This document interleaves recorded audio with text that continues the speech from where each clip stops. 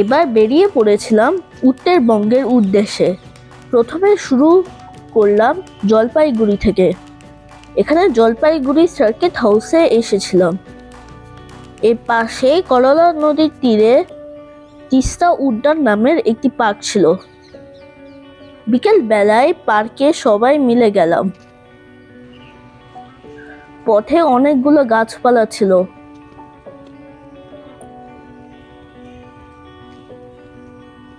এখানে এন্ট্রির জন্য টিকিট কাটতে হয়। বাচ্চাদের জন্য 10 টাকা আর বড়দের 20 টাকা করে নেয়। এখানেও একটা চার্টও ছিল, যেখানে লেখা ছিল কোন কোন অ্যাক্টিভিটির জন্য কত টিকিট কাটতে হয়।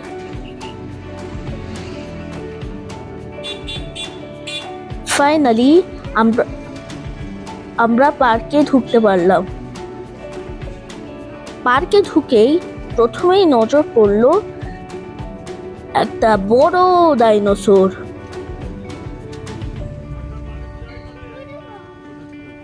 এখানে নানা গাছপালা ছিল, ওখানে ফুলও ছিল অনেক, খুব সুন্দর লাগছিল। পার্কটাও খুব পরিষ্কার পরিচ্ছন্ন ছিল।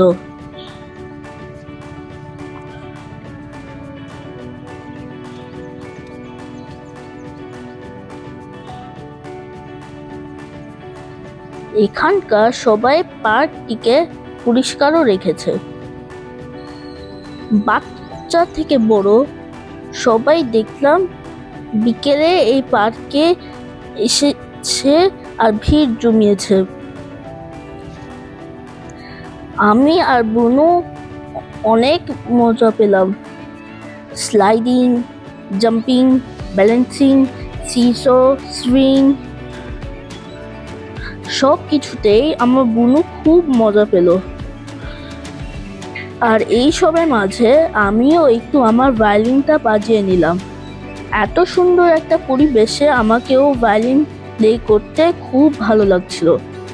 আর অনেকে আমাকে দেখছিল আর শুনছিল।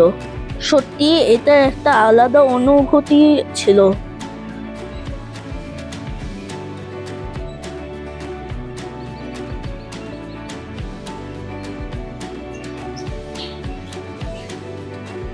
আর আমার বুনু ছোটাছুটি, লাফালাফি এইসব করেই পার্কে বিকেলটা কাটিয়ে দিল। ওর অনেক মজা হচ্ছিল। আমিও একটা অবস্টিকেলে ব্যালেন্সিং করছিলাম। আমার আব্বু আমাকে গাইড করছিল।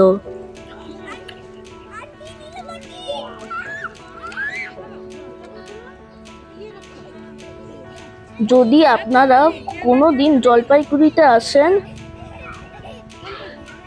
তাহলে নিশ্চয় এই পার্কে একবার